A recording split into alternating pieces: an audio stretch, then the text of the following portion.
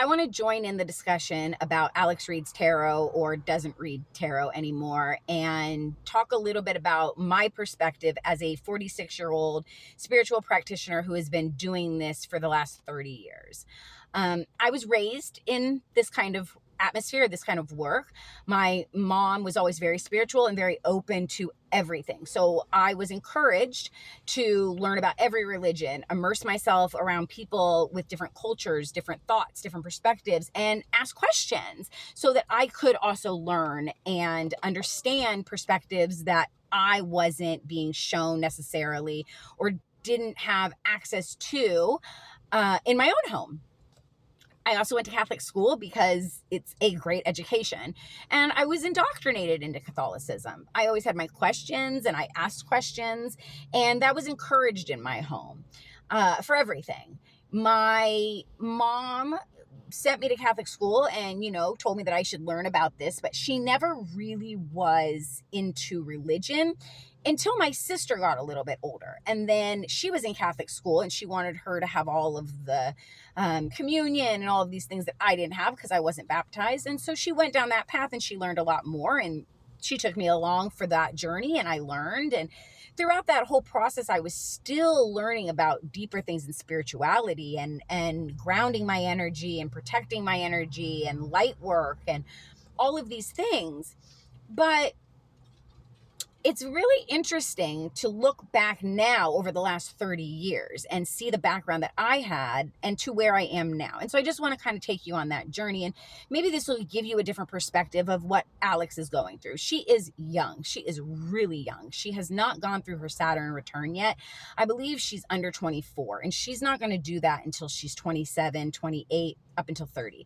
And so she has still got a lot of life to live. And I respect her a lot for coming out and speaking because that takes guts. Now, there's a little bit of discourse about the way she did it, keeping her followers, hiding her videos, maybe being unethical, still doing readings when she was toying with this idea. And that's really what I want to get into. So over the last 30 years that I've been a practitioner, I have gone back and forth with what I believe, and I have learned more and more about all sorts of different spiritual practices and, again, religions as I've gotten older and older and older. And I love learning about religion. It's actually one of my passions, is to learn about all different religions and to pick people's minds and brains and learn. I have a deep, deep, deep obsession with that kind of a thing.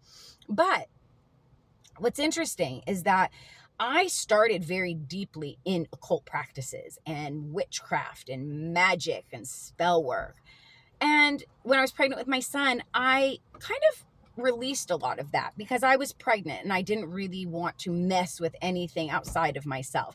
I was still young. I was still in my late 20s and I didn't really understand all of what I understand now, right? That's why it's a practice of magic, a practice of spirituality. This isn't something you just learn and you know all of it. I mean, you grow every year as you learn more and more and more, and your practice builds and your mindset changes, and it should.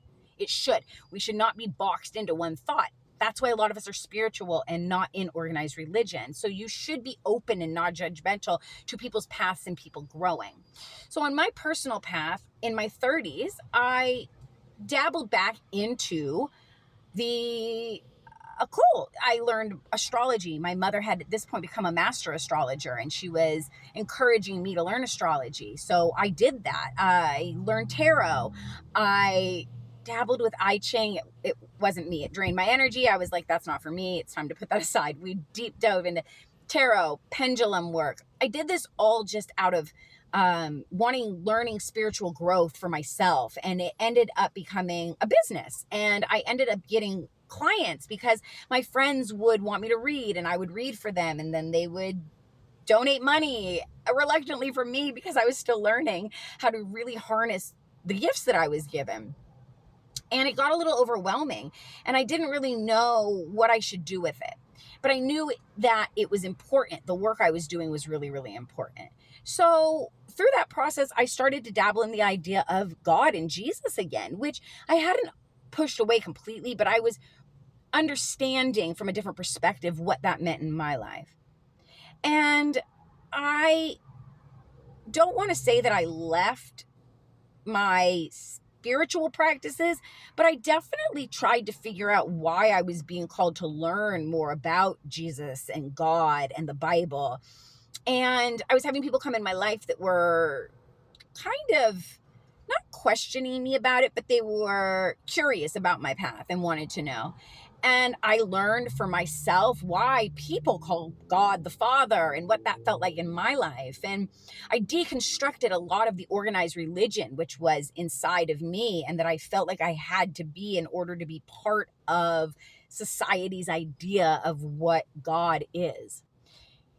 And through that process, I realized what God is to me, and I've created a relationship with what God is to me. And I absolutely 100% believe that I am the creator of my own reality, and I tap into a God Christ consciousness, what you call Christ consciousness in religion, but it's a God consciousness. It's an all-knowing consciousness. It's not the God that is talked about in the Bible. It is not the God that is one God. This is just an energy, a feeling, a all-encompassing of amazing, positive, good energy. And I toyed with the idea of what that was for a long time, and I called it God for a long time. And in my practice, I shifted from the universe to God. And then I started to say, whatever it is you believe in is cool. Because at the end of the day, that's with you, and it doesn't matter to me. My idea of what God is not what the Bible is. And I don't think that it has to have a label or a name. It's what I tap into. It's a beautiful energy. Again, I believe I'm the creator of my reality, and I believe that I can tap into that. When I read for people, I read for their highest power, their highest good. And when I don't feel like I am right within my own mind and I'm trying to figure out something in my life, or I'm going through something really difficult, challenging, I'm up leveling, I'm growing, I will pull back from my practices with the public. I will not read. And I've had clients come and say, did you quit? And I'd say, no, I'm just processing some things and integrating some things within myself, but I can't read clearly if I'm not grounded in my own energy. And that is a huge lesson to practitioners who are starting out, who are young. We all have to start somewhere.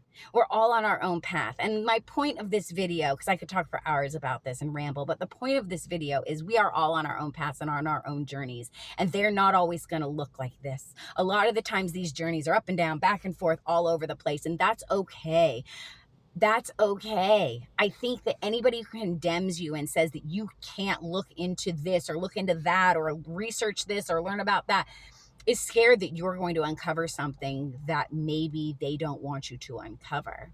That's my issue with organized religion. Most of them, they don't want you to look past what they're telling you. They don't want you to dive deep for those answers. And I don't know. I was just always raised with I should come up with my own conclusions by researching and learning about all sorts of different things. And so with that being said, you're going to find on this page that this can have a little discord in my comments, and I'm okay with that. Or discourse. I'm okay with that. I like back and forth conversation. It's not fighting. It's not, getting nasty or mean. I just like open conversation. I want to know other people's thoughts and opinions as long as we can keep it respectful. So those are my thoughts on Alex doesn't read tarot anymore and all of that. I have more thoughts, but yeah. What do you guys think? Tell me, have you been on this journey? Have you gone back and forth and created your own ideas and your own basis for what you believe is true? Again, at the end of the day, that's when we'll find out, because nobody knows. Nobody knows until we die.